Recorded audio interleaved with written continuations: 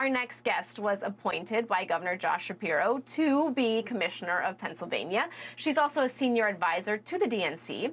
Lindy Li joins me now. Lindy, I'm grateful for you. You are the perfect person to speak to about this, right? So your take on the role that he would play as vice president, right? If we look back at the now Vice President Harris, she was a little bit more progressive than President Biden back in 2019 during her campaign.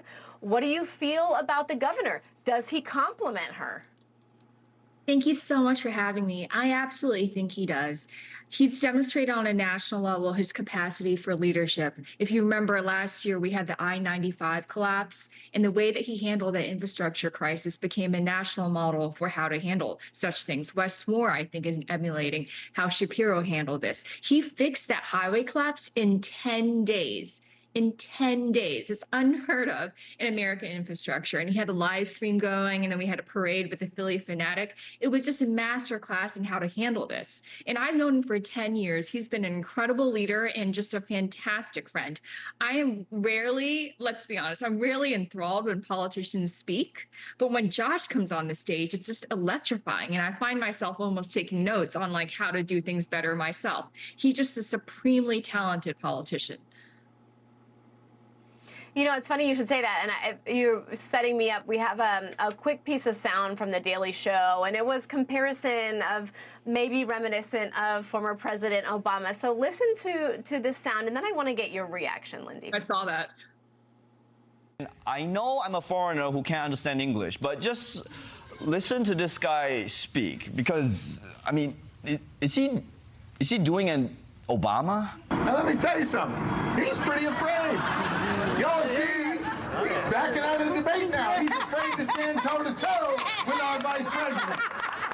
It's because he can't run away from his record any longer. Okay, that's not just me, right? I mean, Lindy, this is also on the heels of the fact that we're seeing some former campaign staffers that are getting hired by the Harris team. I mean, is that a coincidence? Well, the Obama model works. And as Governor Shapiro just said this afternoon, comparing him to Obama isn't exactly an insult. I think that would be with the highest of compliments. And I've actually spoken to President Obama about Josh, and I know how Obama feels about him.